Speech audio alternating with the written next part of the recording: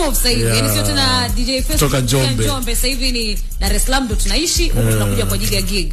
Ile kumove na nini ambacho kili inspire hicho kitu na nini kimebadilika wewe kwenda da na kuliko kutokea huku? Kadri unavyozidi kuwa mkubwa, yani mtu mzito, unavyozidi kuwa na brandi kubwa na unapokea marafiki wapya, unapokea watu wapya na watu wa karibu wanabadilika. Shout sana kwa my brother Mr. Mwanya, ndo alikuwa ni mshawishi sana kunitoa huko. Ndo alikuwa ni star wa kwanza kufanya challenge zangu. Okay. Umeona? Alipofanya nikaenda Instagram nikamdm, nikamwambia brother asante sana. Kanambia wewe njoo huko. Kama mania mjini. Kanambia wewe njoo huko bado. Njoo huko.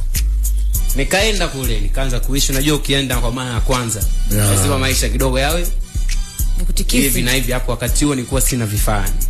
Okay. Tembea na external tu. Nikisema external nadhani ma DJ wanaelewa.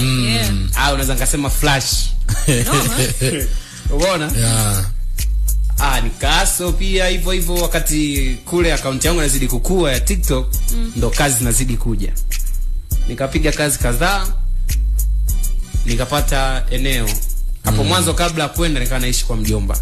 Okay. Anaitwa Pizzo Daddy, ni producer kule. Okay. Baada hapo nikajitoa kwa uncle.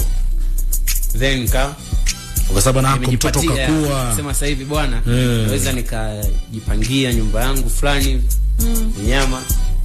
Kwa sijajenga lakini nimepanga. Okay. Nimepanga nyumba nzima. Ukija wewe na kukaribisha unakaa. Bwana wewe. Hata akija. Akija. Wife vipi? Wife anaelewa kabisa, anaelewa. Mnyamwezi. Bado ndo kabisa.